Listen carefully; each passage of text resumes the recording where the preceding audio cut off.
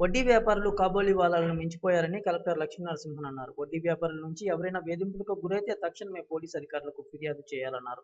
చెల్లింపుల విషయంలో వ్యాపారులు బెదిరింపులకు పాల్పడితే సహించేది లేదన్నారు. మరోవైపు జిల్లాలో ఇప్పటివరకు 8 కేసులు నమోదు చేసినట్లు ఎస్పీ చెప్పారు. డైలీ ఫైనాన్స్ సంస్థలు ప్రజల నుంచి ఆస్తులు రాయించుకుంటూ ఉపేక్షించేది లేదన్నారు.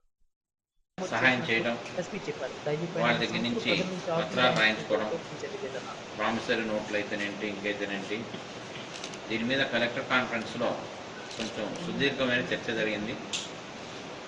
సీఎం గారు చాలా గట్టి ఆదేశాలు ఇవ్వడం జరిగింది. అన్ని జిల్లాల్లో కూడాను ఈ జాడ్యం ఏదైనా ఉందని పరిశీలించమన్నారు.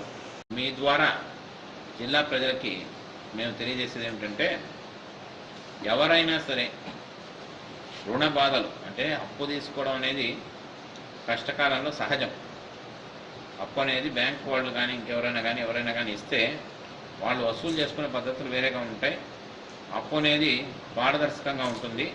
దానికి వడ్డీ ఎంత ఉంటుంది అనేది ఉంటుంది. ఏ కాల పరిమితిలో చెల్లించాలి, కిస్తులు ఎంత కట్టాలని ఉంటాయి.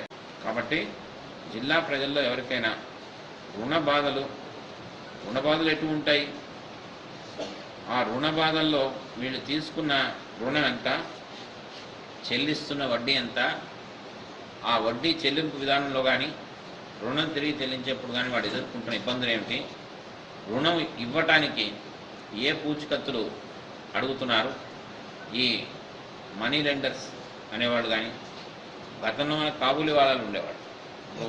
ప్రత్యక్షంగా మన వాళ్ళు వాళ్ళని మించిపోయినట్టున్నారు. వాళ్ళు ఏ పద్ధతుల్లో ఈ విధంగా మదుపిస్తున్నారు, దానికి తనఖా పెట్టుకునేవి వస్తువులా లేకపోతే ఆస్తిపత్రాలా ఇంకా ఏమన్నా అనేది మనకి తెలియాల్సిన ఆవశ్యకత ఉంది.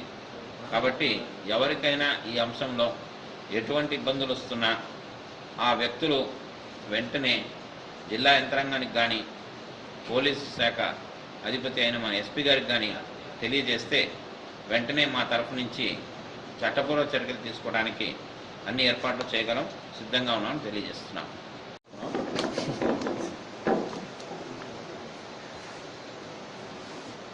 ఇప్పటివరకు జిల్లాలో 9 కేసులు రిజిస్టర్ చేయడం జరిగింది.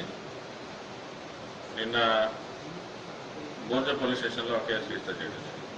దానికంటే ముందు 8 కేసులు రిజిస్టర్ చేయడం జరిగింది. ఈ 8 కేసుల్లో కూడా మాకు బ్లాంక్ పేపర్స్, బ్లాంక్ చెక్స్ దొరికినాయి. ఈ కంప్లైంట్ మీద మేము ఇప్పుడు రిజిస్టర్ చేస్తున్నాం. బాధితులు ఎవరైనా ఉంటే వాళ్ళని ఫైనాన్స్లా కాకుండా ఒక సహేతుకమైన న్యాయసమ్మతమైన విధానంలో డబ్బులు ఇచ్చి వడ్డీలా కొంత డబ్బు కోరుకోవడం, అలా కాకుండా కాగితాలు పేజీలు పెట్టుకోవడం, బ్లాంక్ చెక్కులు తీసుకోవడం, బ్లాంక్ కాగితాలు నోట్లు తీసుకోవటం, నువ్వు ఇంత కట్టకపోతే మేము నీ మీద ఇంత వేసి కేసులో వేస్తానని చెప్పటం, ఇలాంటివి కొన్ని మా దృష్టికి వచ్చినప్పుడు మేము ఇంతకుముందు స్టేషన్స్కి చెప్పి వాళ్ళని మందలించడం జరిగింది. అలాంటి వాళ్ళు ఎవరైనా బాధితులు ఉంటే జిల్లాలో ఉన్నారు, మా దగ్గర సమాచారం ఉంది. అయితే ప్రస్తుతం కంప్లైంట్ బేసిస్ మీద మేము కేసెస్ రిజిస్టర్ చేస్తాం. అలాంటి వారు ఎవరైనా మాకు తగిన సమాచారం వచ్చి ఇలా ఎవరు చేస్తున్నారు, అలాగే ఏటీఎం కార్డ్స్ పెట్టుకోవడం, బ్యాంక్ కార్డ్స్ పెట్టుకోవడం,